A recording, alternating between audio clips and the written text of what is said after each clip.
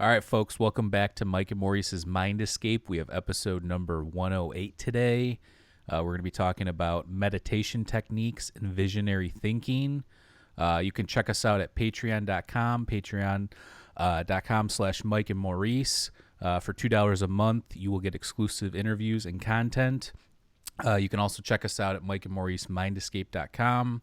Like our all of our pages on social media, and please leave us a nice review on Apple iTunes if you're listening on there, or whatever format you're listening to. And if you are watching this on YouTube right now, please subscribe to our channel. What's going on, Maurice? Not much. What's the good word? Nothing. I just thought that I've been getting emails and stuff because in past episodes I've talked about how I meditate, and there's different types of meditation techniques and what they all there's different ways of going about it with different results. Right. So I thought that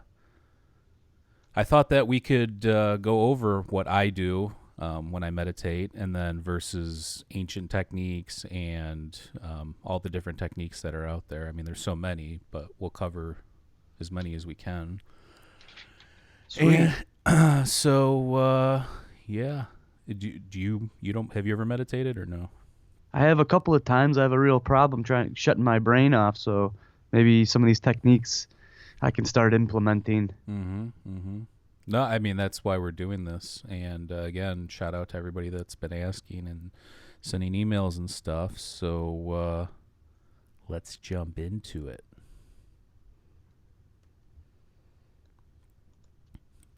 All right. So this is, again, we'll start off. This is my own personal technique. This is what I do to get to the places I need to get to.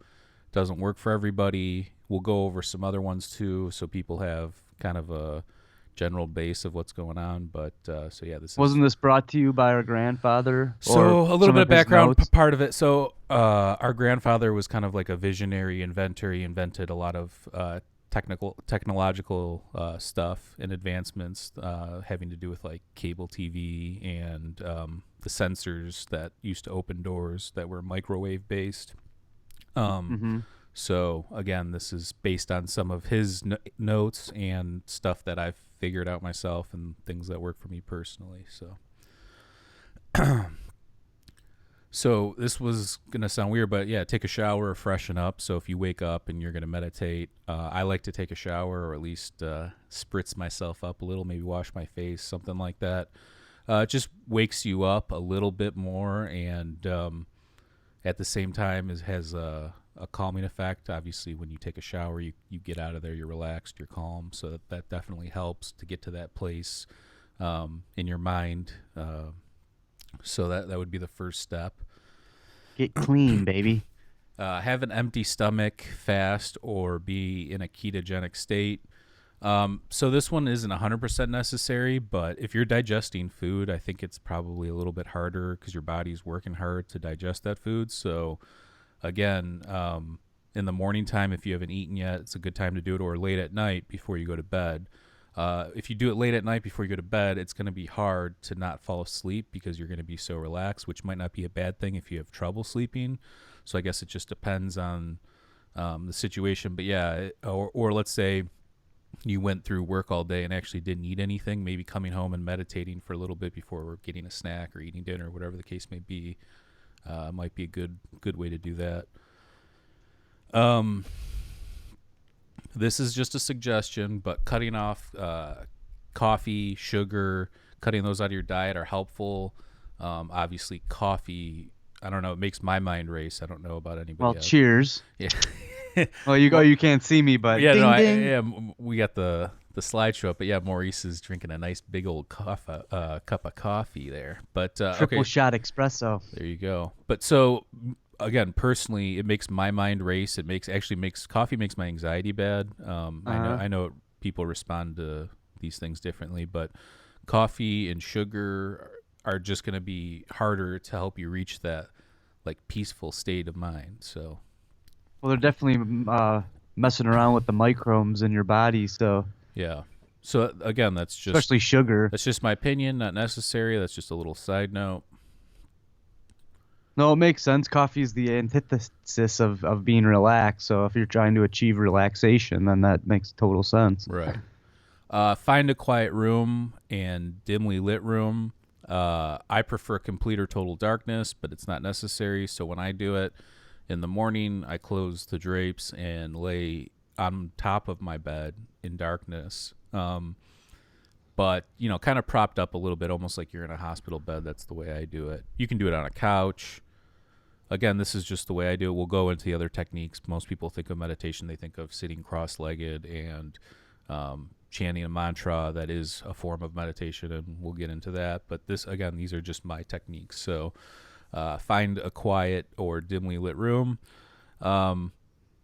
Even turning the lights off if you're in like an office or something where there's still some external light, it's not the worst thing in the world. So Okay. Yeah, I'm actually thinking the mantra stuff might be more up my alley because I need to shut my brain off. I think if you repeat things because you concentrate on the repetition, then it right. helps you unwind a little bit. But we'll get into that in a little bit, folks. Okay, yes. So 4 would be stretch. So yeah, just you don't have to get crazy with it, but stretch out your arms, stretch out your legs. The reason why I do it is when I lay down to meditate, you don't want to have any sort of like tightness or tautness or any twitching or anything that'll take attention away from your goal of being peaceful. So Right, right. So okay, so again, this is what I was talking about. You can do what I'm talking about, sit cross-legged too, comfortably, or lie down.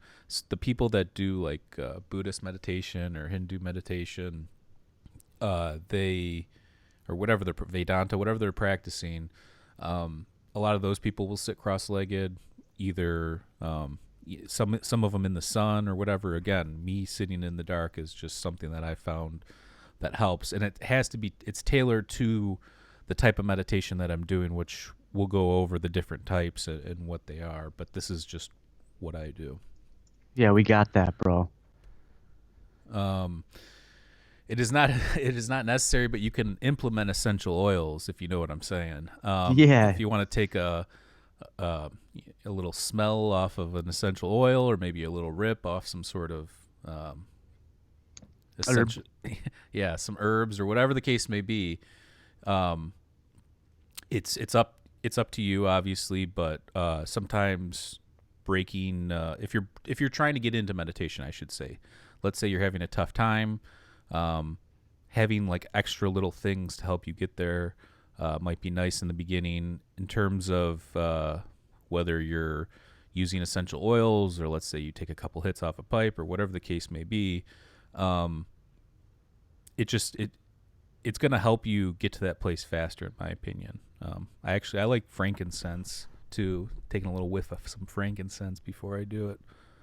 Give you that nice. Yeah, everybody's different. I know if I smoke herbs, it actually gets me really thinking, and it actually makes me pretty hyper in a sense.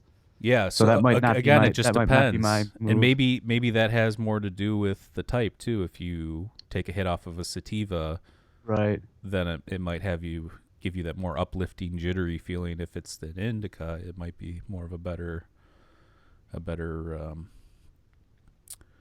selection for the process. Yes. So I suggest either finding a mantra to chant or listen to certain frequencies. I personally listen to 528 hertz or 432 hertz. You can find they're all over YouTube. I'll put the link to the one I listened to underneath this video after we're done too, so people can check that out if they're interested. But again, it's just something to help you get to that place. Some people listen to binaural beats, which are a certain frequency range that, again, some people, it helps induce like out-of-body experiences, and some people that say they astral project, stuff like that. So Yeah. Well, it gets back to the concept of that we're all just vibrations, so tuning into those frequencies, I definitely can see how that would help. A lot of people chant Om. Om is like the most ancient.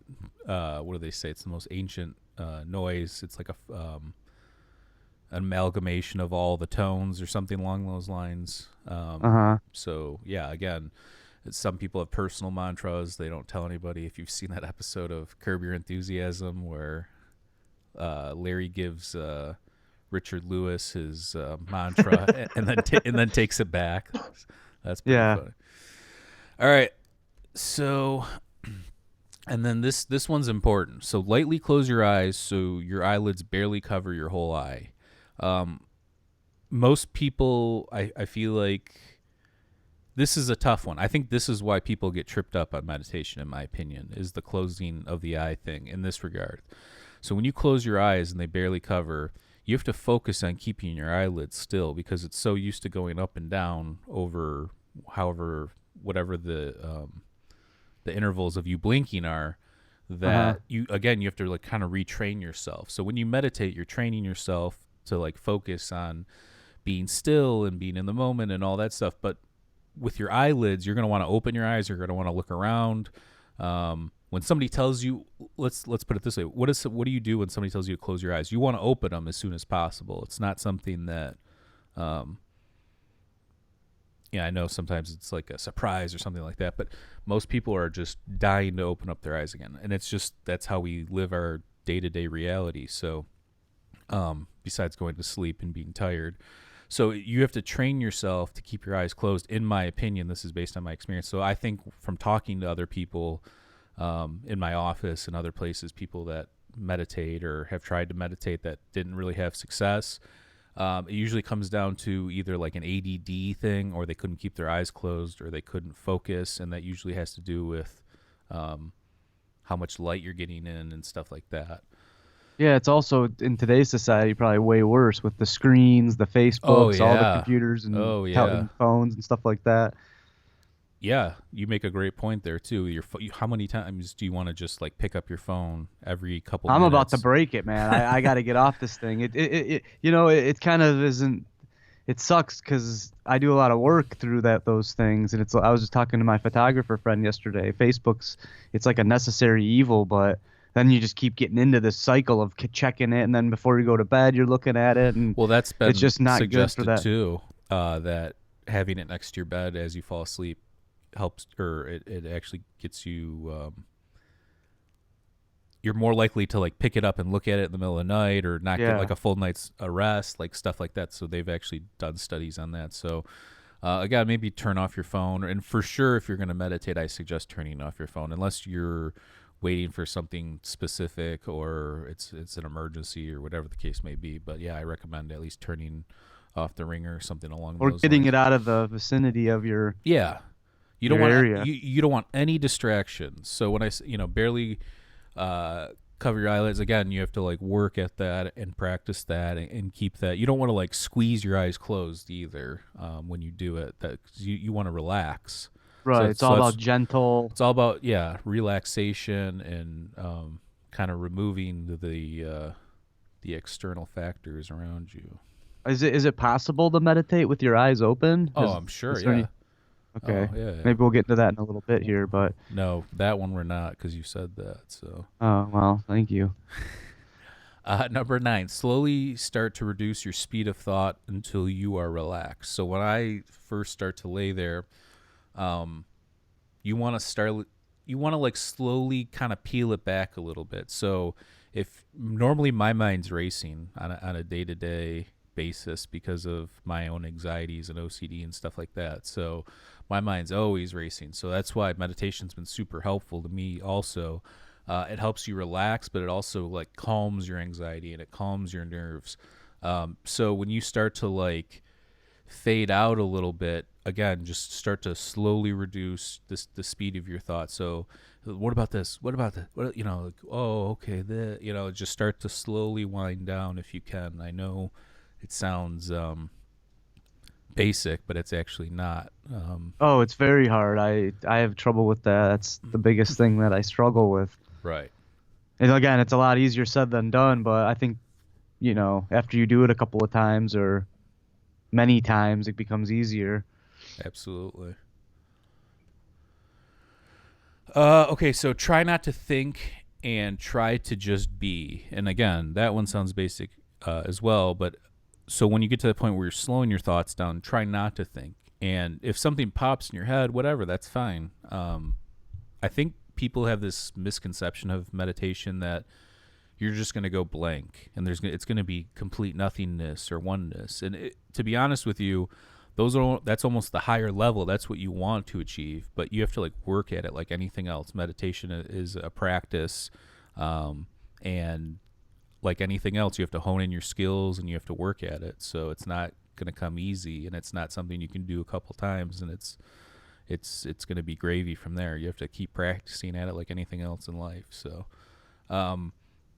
yeah, try not to think and just be. Okay, and then finally, at this point, I've gone into meditation like deep states for an hour, couple hours sometimes. If you get to that point, you start to see some sort of like lights or energy around you if your eyes are closed. So if I was taking a psychedelic, I would say, oh, maybe I'm having closed eye visuals, but in reality, I don't know. I've talked to a couple people about this too. Other people have experienced this. They don't know what it is either, but there's these lights and like energy that starts like pulsate that you can almost feel and see like come down to your body. And I know that kind of sounds like woo woo, but it's not. I've experienced it many times. I don't know if there's a scientific explanation of it. I've looked. I haven't seen anything, but Maybe something we should investigate more into. Yeah, again, talking with other people have definitely felt and experienced this, and it's when you get to the deeper states of it. What happens when I do this, like almost like these spotlights or these lights come down, sometimes these balls of light, and you just focus on them, and they kind of lead you places. I know the idea of meditation is to, again, calm your thoughts and just be. So this is where my type of meditation differs from, like, let's say, like a Buddhist meditation, because I'm actually focusing my thoughts on certain things. So when I get to this deep state and I do experience these things, I focus then on things in my life, whether it be my relationship or my relationships or my what I'm trying to achieve creatively, or just think outside the box, maybe come up with a good idea, things like that. So that's where, when I get to that state, I feel like I have the most success coming up with things. So, and that's pretty much it. So again, this type of meditation I would correlate to, which is my meditation or my form of meditation, I would correlate to directed, active, or focused meditation. So visionary thinkers like Tesla, inventors, and successful people all use meditation, different types, but Tesla had a specific type where he would do thought experiments in his head. So he could build parts to machines and put machines together in his head and come up with like these ideas. And obviously we know Tesla is this visionary inventor. He believed he was tapped into some sort of higher realm or in contact with some sort of higher power. Some say extraterrestrial intelligence, some say some divine intelligence. So, but he did believe that he was in contact with something. People also thought he was crazy, but again, he did invent tons of stuff, including AC power, which we're running this podcast off right now. So, well, most good inventors are looked at as a little bit nuts. Anybody that's a visionary to that degree. Well, and I was thinking about this last night too when I was putting this slideshow together. From having OCD and bad anxiety and depression and stuff, I can honestly say that I can identify with the manic part of these people. That, I mean, I wish I was as smart and as intelligent, had as much to offer, but in terms of, I can see where that could be helpful in some regards. And I've used it in my own life too, where, let's say OCD, yeah, it's a bad thing in some regards, but you can also use it as a good thing too. We talk a lot about that when we've had Chris Emerson on the show and talking about Vedanta and stuff. Like, anything in the universe can be used for good or evil. A Uh car huh. a car can either save your life and take you to the hospital, or you can run somebody over and kill them. Right. So, but again, this idea that you have to be completely sane to be intelligent is far off, because a lot of these people were pretty out there. Well, it's hard to be sane when you tap into, well, especially when you're aware of everything that's going on, or you start thinking about we're on this ball and we're flying through space. How can you be totally sane when you question everything? That's where the ignorance is bliss motto comes into play. Because I Right. know a couple of people that are a lot happier in on the outside, but they also drink a lot. They don't really think that deeply. So take it for what it is. Tell us more about your situation. I'm just kidding. No, actually, Maurice and I both don't really drink. I'll have a beer here and there, but same with Maurice. Sometimes it's again, sometimes you need that to Sometimes just it's unwind. It refreshing, lowers yeah. your yeah. It's just not something I've been a fan of ever in my life. Even when I was younger and partying and stuff, it just wasn't something I partook in regularly. Well, if you're shutting your brain off constantly with that, I don't think you're gonna excel. I've actually found in my life that when I started to wean off that stuff, everything else started to ramp up as far as Right, creativity and creating things. right. Um, so yeah, Tesla would use these meditation techniques to run his thought experiments, and who knows what else was going on in there. We'd like to know, but who knows? Pigeon flying around. Einstein also used to meditate and run thought experiments in his head, and he had a lot of thought experiments, and he actually came up with a lot of the basis of our science today. So, or in terms of physics and Yeah, astrophysics. Einstein and Tesla. I really they probably share a lot of commonality. Right. And I've also heard Einstein was and I don't know if this is true, but he would do this sleep thing where you would sleep for, you would, you wouldn't go to sleep at like one large sum a day. So you would be up for 5 hours, take like an hour or two nap, another 5 hours. That I don't know if that's the schedule, but something along those lines where you're up for a decent amount, a few hours, and then you take a nap, and then you're up for a few hours, and then you take a nap, and you live your life kind of like that. And I've heard people having success with like visionary thinking in terms of that. Also, it helps in production, from what I understand. I don't think I could Yeah, it's ever. weird breaking up the circadian rhythms like that. I would think it would have a negative approach because everybody, well, not everybody, but a lot of the people say you should get up early in the morning because that's when your brain sucks. Well, again, maybe every time they wake up, their brain is open to that sucking in period or learning phase. Right. So they can take a nap for 5 hours, wake up, then they're back in that phase. They learn a bunch of stuff, go into the next mode, work, then take the nap, and then the cycle starts all over again. That's pretty interesting. Right. I guess though the idea of that would be maybe it's inducing like quick lucid dreaming, possibly, Uh because huh. that's what Emerson was talking about when he used to do um, he had like a schedule based on his like Vedanta practices where he would wake himself up at a certain time and then go back to bed. But if you did that throughout the day, you might not be able to discern from waking reality in the lucid dreaming world. Right. I don't know. It's kind of interesting. Um, so yeah, that's the type of this is the directed active focus meditation is what my instructions kind of were. But also, I want to point out that when I'm done, I do feel relaxed. So it's not like you're still thinking, and it's just a way to like break the monotony of our day-to-day consciousness. I think it also gives you the benefits of the other type of meditation as well. So Right. mindfulness. So this is one I'm sure a lot of people hear about. It's pretty common in today's culture for people to talk about this, but mindfulness is a process of the mind that intentionally brings one's attention to the present moment. It comes from an element of Buddhism called sati. Now, if anybody's ever heard of the book The Power of Now by Eckhart Tolle, I highly recommend it if you haven't read it. It's basically it's kind of Buddhist in a lot of ways, but he's trying to break down why we have anxiety, why we have depression, why we have issues, mental issues. And it's almost like if anxiety is fear of the future, depression's fear of the past, or, reliving the past or fear of the past. So he's trying to get you to live in the moment.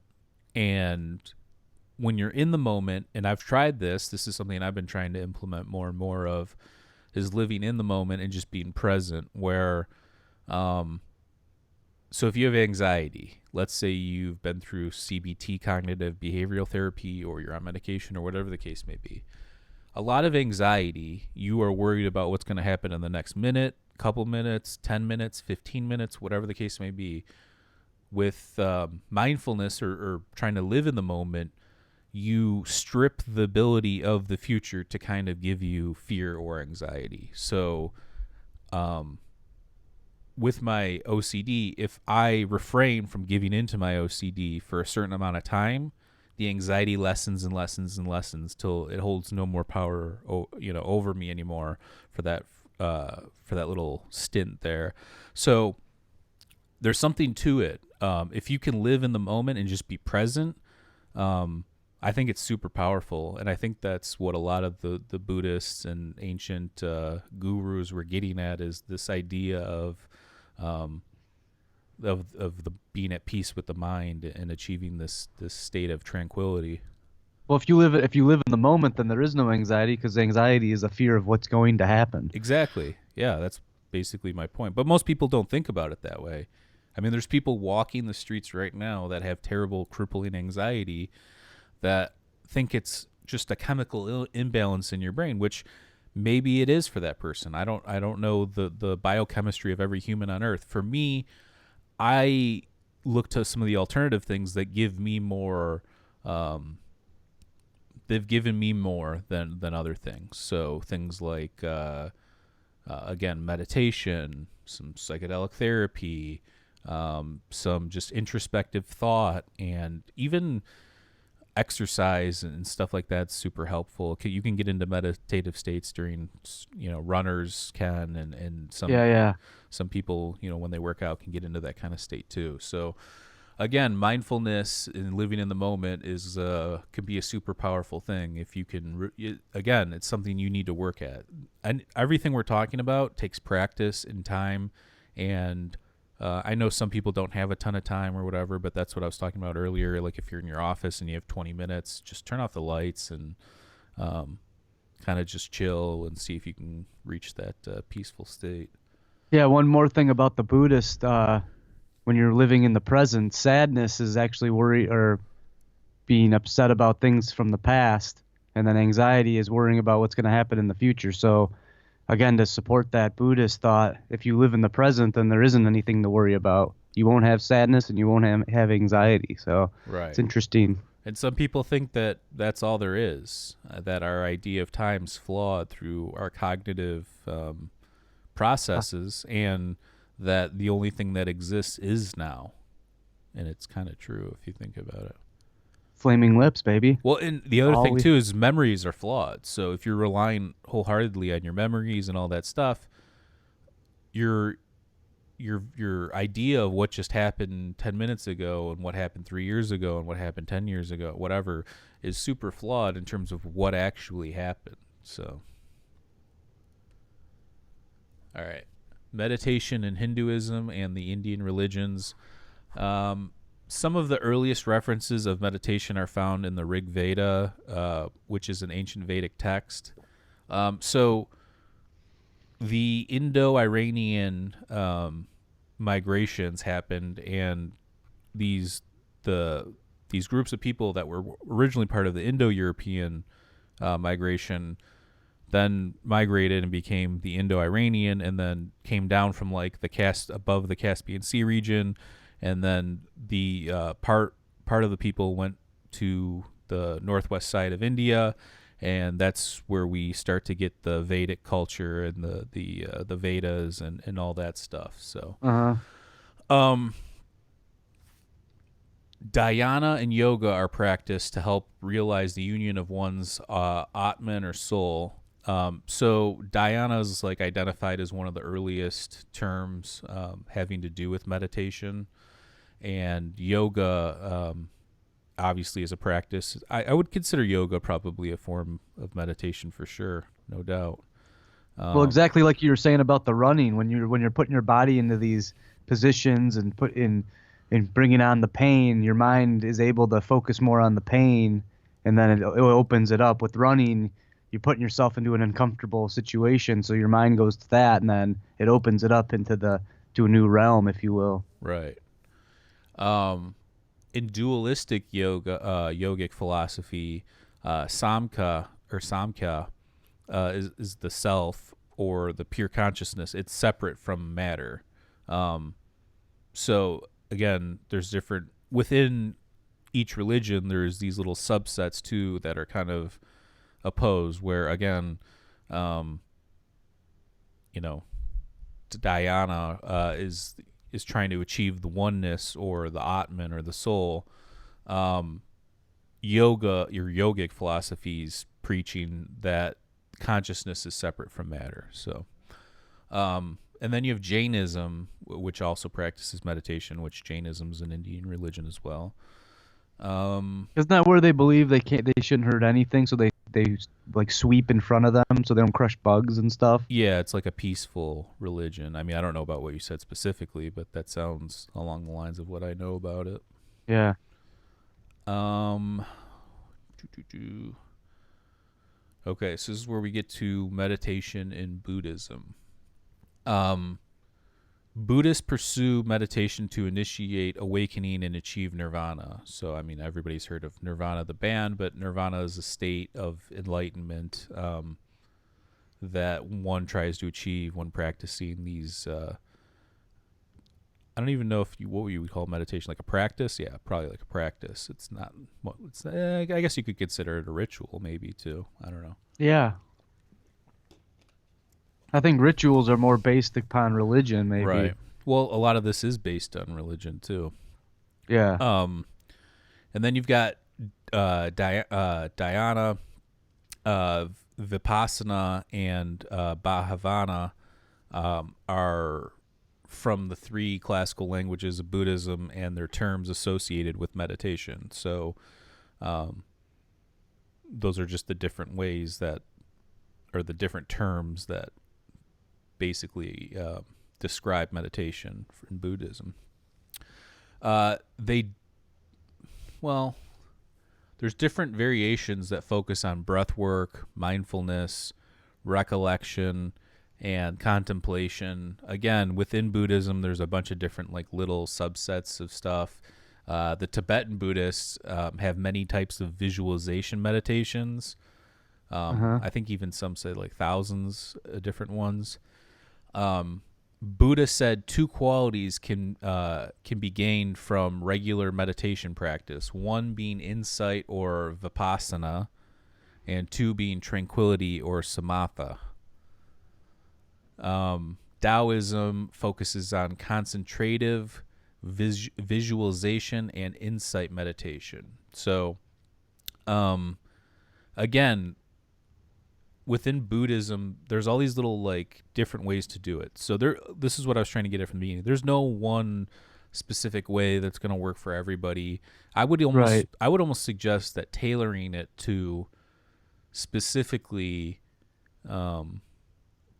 tailoring it towards yourself is the best practice. So if you know that like part of Buddhist meditation you identify with, maybe take that and mix it with something from the focused meditation, and then do something like that, or implement your own strategies and things. So Yeah, and in referring to that Taoism, there's a great book called The Tao of Pooh, Winnie the it's Pooh. Taoism. It's actually Oh, Taoism. Okay, so the Tao of Pooh, but it talks about Winnie the Pooh and all the characters and how they relate to people in society. There's someone that's really into work and someone that worries a lot. But again, I'm not going to go into detail about the book, but check it out. I'll put a little link in our comment section there.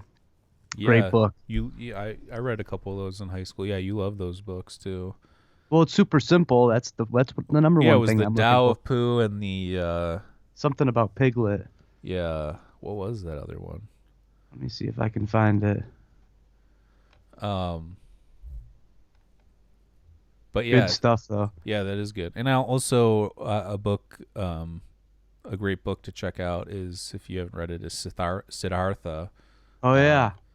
check that book out if you haven't read it. I think who wrote, is that Herman Hesse? Yeah, let me try and find that. But yeah, check that book out. We read that one in high school too. That's a great book. Talks about the life of Buddha. Yeah, yeah, Herman Hesse. Good Yeah. call.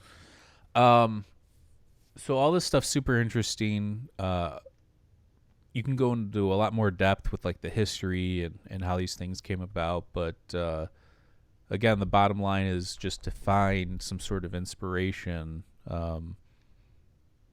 While I think you have to have a goal too, like inspiration or goal. So if you are just doing it to relax, that's a goal. If you just go in and you're just going to do it to see what happens, I don't know what you're going to get out of it. But if you have something in mind, again, maybe to help your anxiety, or let's say just become a calmer, more peaceful person, or maybe I do it for different reasons. I'm looking for to use it as a visionary tool to help me think and break the chains of day-to-day consciousness and think outside Yeah, the break out of the box. norms. Yeah, come up with good ideas. And it's not, again, it's when you say thing, it's not, I'm not thinking in terms of like, oh, but when you're in there, you see things and you gain inspiration and stuff. So Well, David Lynch is a massive proponent of or what is it? transcendental meditation. Transcendental, yeah. So we can talk about that. I actually didn't have a slide on that, but we can talk about that for a second. So transcendental meditation is a technique created by this guy or not by, but I think it's today it's run by this one guy. I forget his name, but so it's 2 sessions a day for 20 minutes, sometimes less. So I've even heard of people doing 2 sessions for like 8 minutes a day, where it's a quiet. Use like a quiet mantra, like you're just repeating it in your head, you're not saying it out loud. And yes, again, a lot of people use that. That's probably the most popular form when I hear people talk about meditation, whether they're like celebrities or something on TV or something. It's usually transcendental meditation.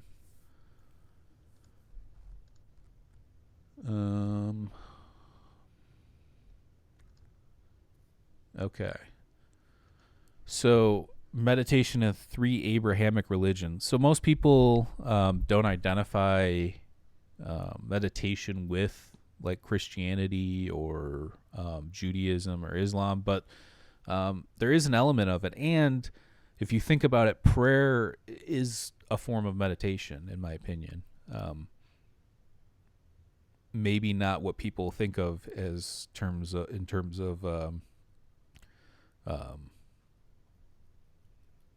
what they get the image in their head. And like most people, when they think of meditation, they think of like a Buddhist or somebody practicing Zen Buddhist, something like that. With When you the pray, you put your mind at ease, so Well, I can see yeah, that. you do, but prayer is a weird thing because I think a lot of people pray because it's like, oh, please, God, will you, do this for me or do that for me? And I don't even think that's prayer. I think that's just somebody. Um, if I were to pray to God, let's say, it would be more of like a meditation where I get into a deep state of meditation and then maybe initiate some sort of what I would call contact with something metaphysical. It's not something that I think of when somebody's like, oh, please, God, will you do this? Or I need help with this. It's just talking out loud, basically, Hmm. or talking inside your own head. Didn't Jesus go and study Buddhism though for a little while? Well, there's some controversy over that. Yeah, there's some people. Okay, we won't get into Well, no, that. no, no. But I'm just saying, there's some people that believe Jesus just lived in, the area where he grew up in the Middle East, and that was it. And he died and was crucified there. But then there's other people that suggest that he traveled through India and like through other parts of the Middle East, and yeah, kind of got out there a little bit more. Greece and in the Mediterranean, and implemented like Vedic teachings and stuff like that. So I mean, I don't think it's controversial. I think this is a historical figure that we know not a lot about from his day-to-day life, so I don't see it as Yeah, they don't like people combining religions. yeah. So we'll put it at that. So in early Jewish mysticism, Merkaba and Kabbalah are encouraged. They encourage meditation involving metaphysical realms and visualization. So a lot of these like mystic and like occult type religious ideas kind of come from, I think, either meditation or psychedelics or combination of the two. I think that there's a lot of context and or a lot of texts that support that idea. So, I mean, that's just my opinion, but it is found in other parts of Judaism as well. So just those, it's not just found in the mystical aspects of it, but that's where you can find a lot of information on that subject, though. Christian meditation is a form of meditation that implements elements of Christianity, sometimes involving the rosary and repetition. So Christian meditation would be somebody focusing on, let's say, God, the Father, and like the Holy Spirit and Mary and those kind of Jesus and those themes, and implementing those into the meditation, maybe visualizing them or heaven or some metaphysical realm, something along those lines. Again, the rosary usually, and there's beads too. So the rosary kind of isn't the only practice. There is meditation practice in Eastern meditation where they'll use beads as well, but rosary. What do you do? Like rub them over and over? Yeah, and you move them like after you say like a chant or a prayer. You Okay. you move it to the next one. It's almost like you're counting in a certain way, but it's just like another. It's almost like a mantra, but it's a physical thing. Right. If that makes sense. So Sufism is a mystical branch of Islam that practices meditation, where these people would reflect upon the universe. Again, a lot of the religious context of meditation has to do with some sort of mysticism or some sort of idea of connecting to the divine realm or the divine, whatever you want to call it, a metaphysical realm. I don't know what you believe, so. And then finally, we get to New Age and occult meditation. So New Age meditation is usually based in Eastern meditation techniques or some variation of it. So when you hear people say, oh, New Age and like crystals and all that kind of stuff, I'm not against that. If you got to do what works. I don't know what that is. If it's a crystal, it's a crystal. If it's incense, it's incense. If it's a mantra, it's mantra. So whatever helps you get to that place. I know there's a lot of people like, oh, New Age, like woo woo, and I think the only merit for the criticism of that is when they start talking about like quantum physics and how quantum physics, like, you don't know anything. Did you take physics classes? Did you study this stuff? Like, how, when I talk with some of these people online, it's, again, I'm open to some New Age ideas. However, I think that there's some that are just ridiculous, and a lot of these people are just speaking in terms of coming from a place of ignorance. No offense, but again, if you want to correlate that to quantum physics, then study quantum physics and then correlate the two together. Don't pretend like you know something that you don't. So I think that that's where some of this stuff gets lost. It's like, oh, I can manifest this and the energy will do that. I believe in energy and I believe in manifestation, but it's a way of talking about it. I think people need to bring more validity and do their homework a little bit more, and then they can bring some more substance to this topic and maybe take a little bit of the stigma off it. That's just my opinion. Yeah, the only thing I know about is those crystal lamp things. I think they do actually give off The salt lamps? either positive ions or negative ions. Yeah, I think no, it might be negative ions. again, I believe that's science. I believe. Well, again, that's what I was saying. There is some science to support some of that stuff. There is, so. and then there's a lot of crazy people that are talking out of their asses. So I think, again, Right. it's just one of those things. Well, that just might be a symptom of being such a large topic too. You're gonna Right, yeah, it's always going to bring in the charlatans, if you will. yeah, and then you start getting into the whole thing of you know, again, it's just this idea that they have all the answers, or it's they have as much as the answers as the scientists who think they have the answers that don't Right. have the answers have the answers. I know I it's a know. mouthful, That's but serious. okay. So in some occult circles that practice magic, it is recommended that one become proficient in meditation first. So some people that are into like ritualistic magic, or they're Wiccan or pagan or neo paganism, whatever the case may be, those people, it's thought that if you become good at meditation, it'll help you manifest these things in reality, or whatever the case may be. So, and if, again, if that's real, I'm not saying it's not or it is, but if it's real, that would make sense that to help you get, because I know meditation can also help people become proficient in lucid dreaming as well. So, Makes sense. meditation has always been associated with some level of mysticism. So this topic in itself is mystical because you're dealing with the self.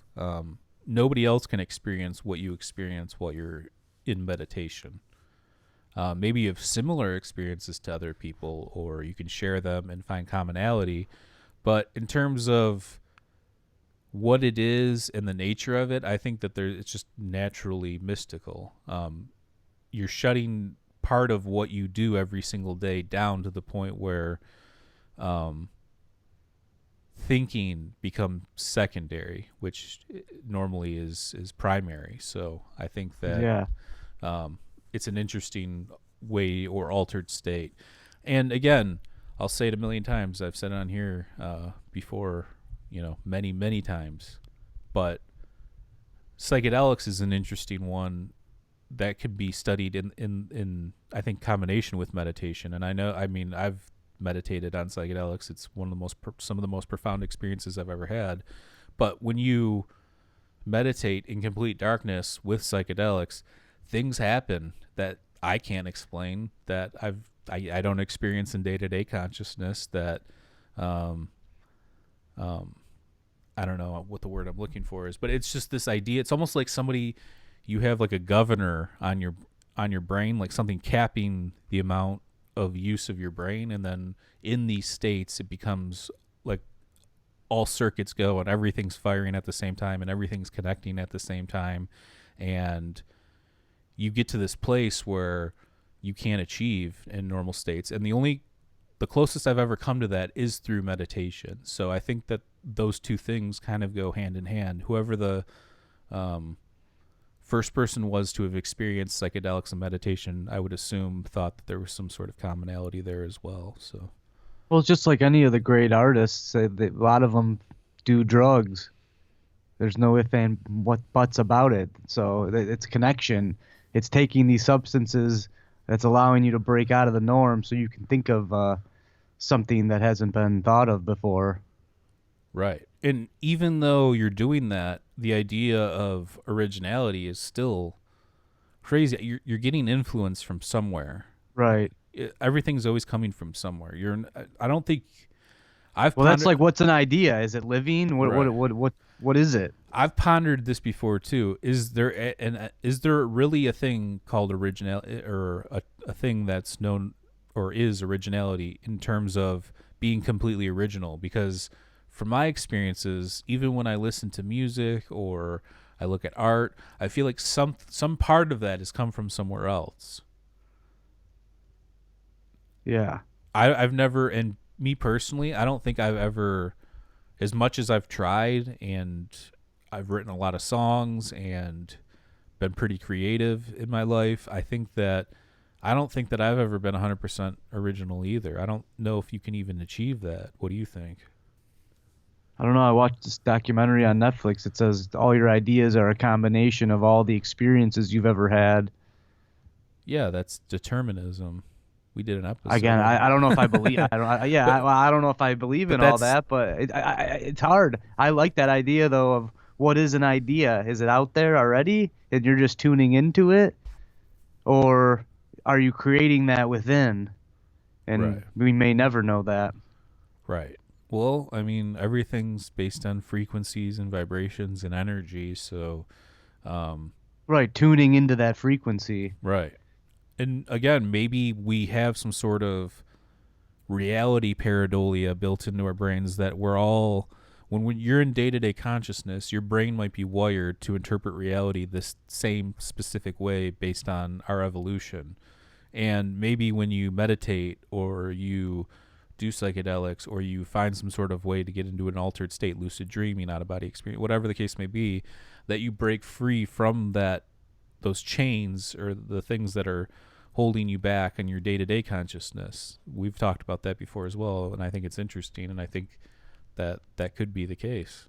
Right, yeah, and I don't think that drugs are necessarily they have to be a part of it. Oh no, You can use meditation, but again, you are altering your vibration in some way or another. look, the So, older I get, the less likely I become to want to do psychedelics. So like when I was younger and I was in my early 20s, did it a ton.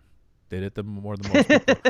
In fact, we started doing it when we were young in high school. So, but you also have had that experience, so you may not need that again. but But you have been there. but the interesting thing about that is when I use these, plant medicine or psychedelics or whatever the case may be, it's been because I've been interested in this idea of there's something more to life, or this idea that there's something beyond just this day-to-day thing. There's something out there. I want to know what it is, and I think that again, these types of altered states can help achieve that. But yeah, they're not necessary, and again, the older I get, the less I want to even do some of these things. So, and I think the older I get, the more I want to meditate and find natural ways to overcome these things, as opposed to some sort of external thing helping me get there. So, Well, yeah, that supports the fact where the higher you get, the lower you get. So, for me, the best I feel is maybe after a little workout, and then you're eating right and you're sleeping right. That's how you're going to achieve your best self, in my opinion. right. And again, different strokes for different folks. So, Exactly. all right, so let's get. There is actual science to meditate, or they've done scientific studies on meditation, and there are health benefits. There's a ton of them. These are just a few that I pulled off. So it can help reduce stress, anxiety, and depression.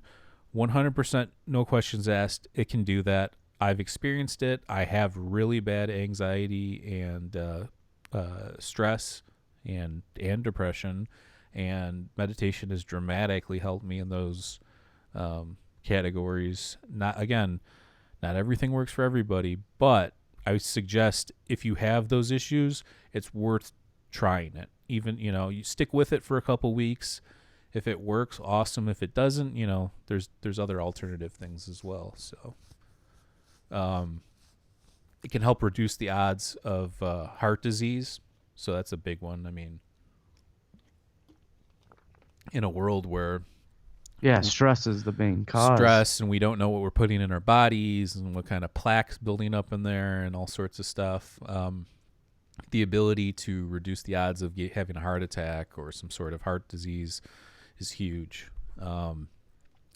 Meditation has been shown to help some digestive orders or disorders. So I had a little bit of digestive issues in the past, and actually since I've been meditating and just eating a little bit better and just all those combinations of things, I haven't really had the issues that I used to have. I'm not saying that was the main the catalyst for that or anything like that, but if I had to say whether or not I think it helped, I do think it helped, and there is some science to back that up. It can help you sleep better.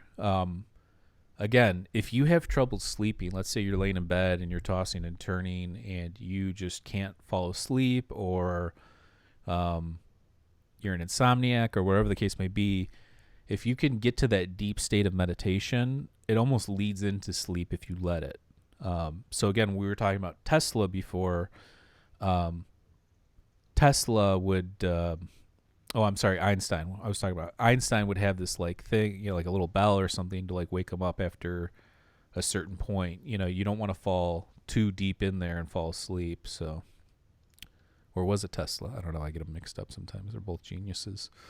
Um, so yeah, it can help you sleep. So if you do it at nighttime, I do mine early in the day or in the morning. I've done it at night. Usually when I do it at night, I do end up falling asleep and sometimes even having lucid dreams. It'll help you get to that state a little bit easier as well. But yeah, if you do it at nighttime, I think it could help you sleep.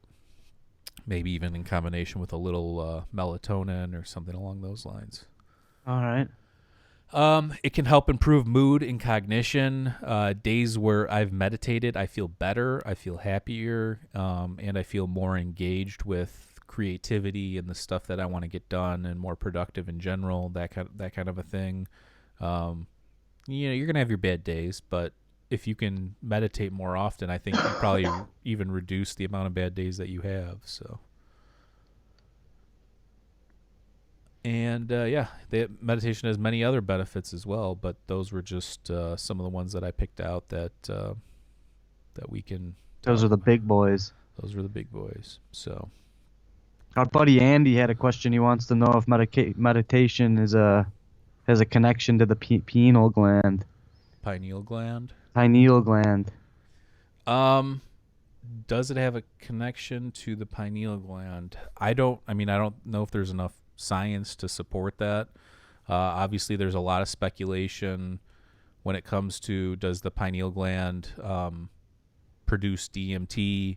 Does the pineal gland have some, is it the mystical third eye? Does it have some sort of function? Well, I know that I think the pineal gland helps regulate circadian rhythm. So, your sleep processes, and it comes from the evolution of our ancient self. So when we used to be reptiles or reptilians, alligators, I believe they actually have a lens or an eye, a third eye in their brain, and obviously ours has become a gland, but yeah, and then you get into all those theories about it being calcified, and then you can even get real woo woo with all the. That might not be woo woo though.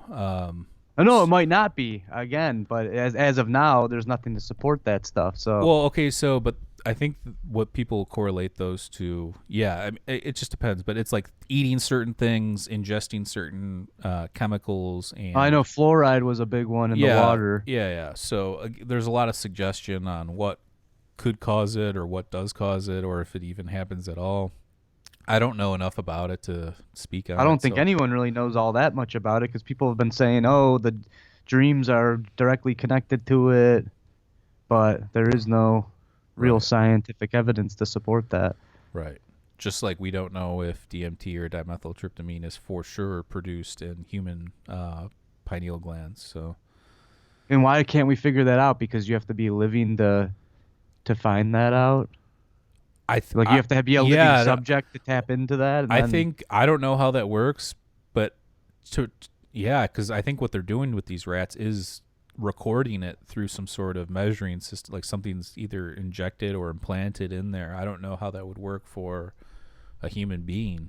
You might have to tap into a live human brain. Yeah, but if you tap into it, then you die, I think. So there's maybe catch-22. Again, I'm not a surgeon or a biologist, so I can't really speak to that. But I mean, just taking our 2 cents, there has to be some kind of logical explanation why we can't really study this thing.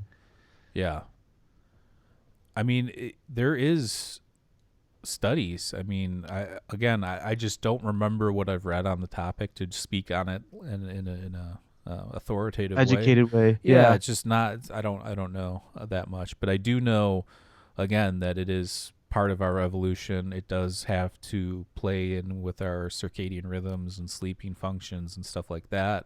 But other than that, is it, there's some people that'll suggest that it's some sort of gateway to, a metaphysical realm, or somehow that's, some sort of transition Oregon for when we die or something like Right, that. that makes a lot of sense. That when you pass away, you get a flood of this chemical. Right, and you've got like the all-seeing eye of God and all the ancient Egyptian stuff with the eye of Horus and the eye of Ra, and the even on our dollar bill, the all-seeing eye of God. Wow, let's not get into that.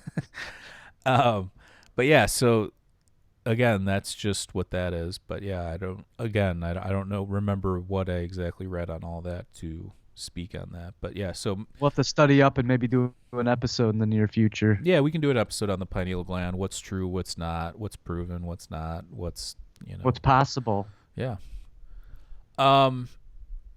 What else? Any other questions or No, suggestions? that's a good episode because a lot of the stuff we talk about might not have a direct impact on some of our listeners, but this is stuff that everybody can go home and try, and I definitely think it has a positive effect. Right.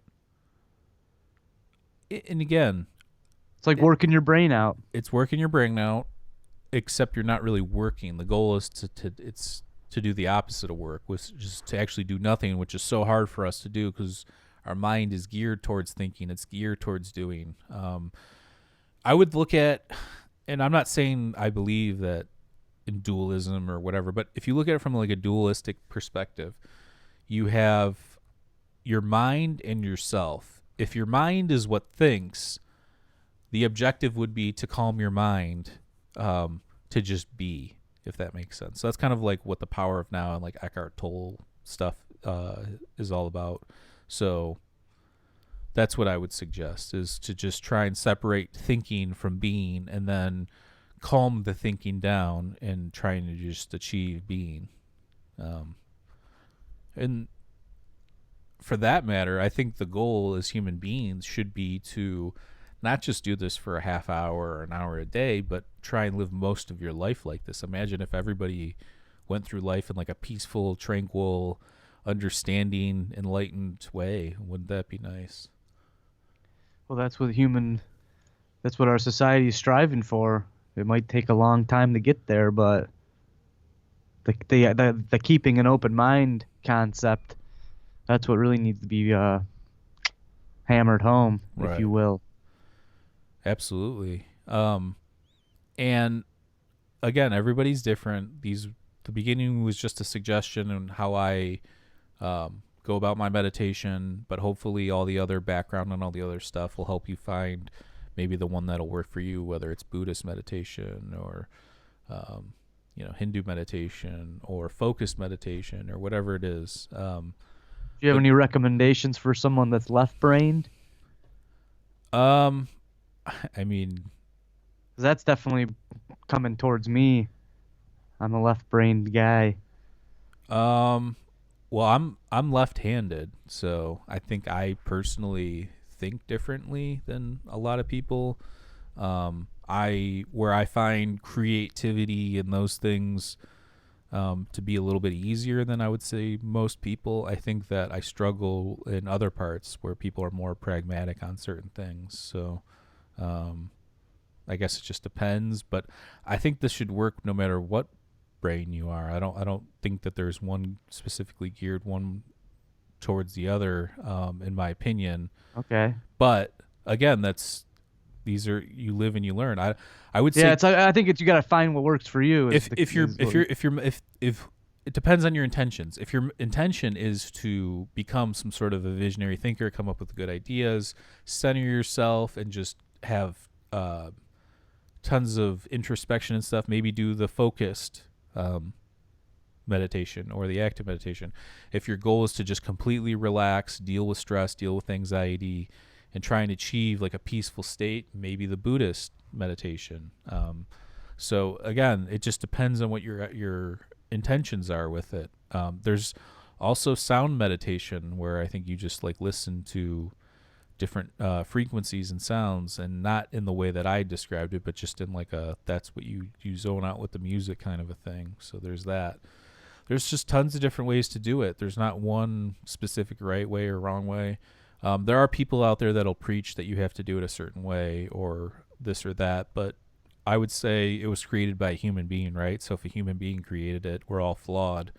That was just the best that person did. I don't think that there was some sort of trial and error period where like the dude's like, let's cross our legs, let's sit straight up, let's hold these beads, and then that was like, oh yeah, that's what worked. I just think that that's Right. There's just not one be all end all answer. right. That's I just think that a lot of these traditions have just been held in high regard, and then they get passed down, and it's like this is how you do this. But in reality, it's like being a spiritual person.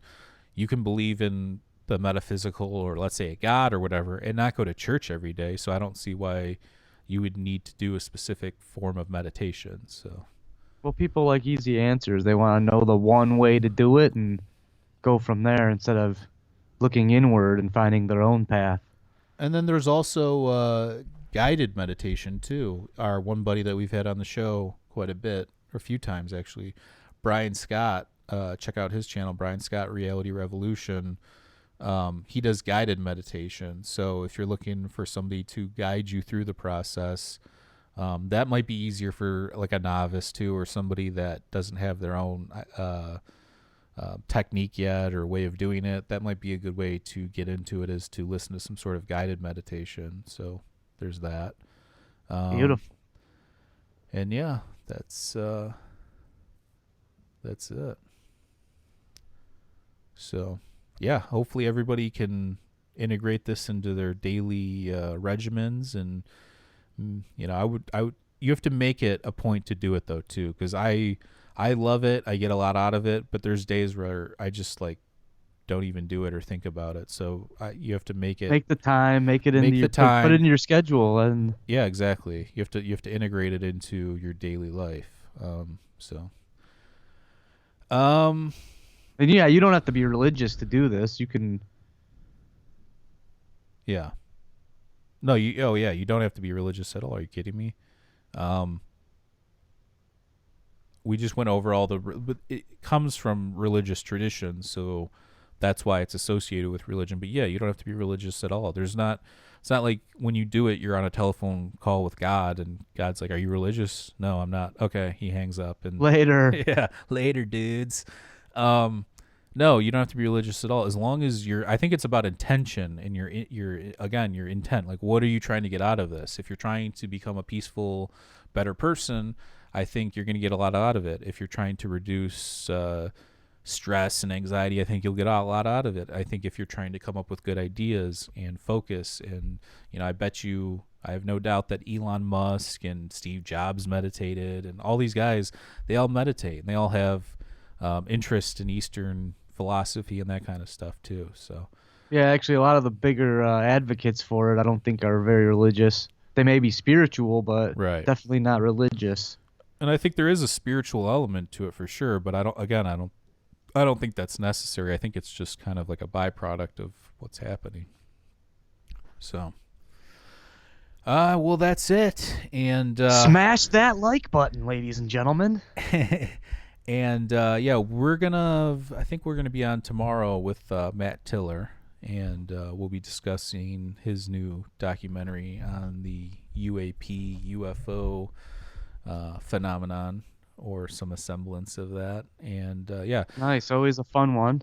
and just to point out, we did have Rick Strassman was supposed to be on last Tuesday. He had to reschedule. He had some stuff come up, so we're trying to schedule that sometime in the beginning or the middle of March for anybody that was looking for that. We apologize, but sometimes you just can't control stuff. So Yeah, we're looking forward to it. yeah, for sure. It's gonna be a good one. We'll ask him about the pineal. That's the person to ask. So Nice.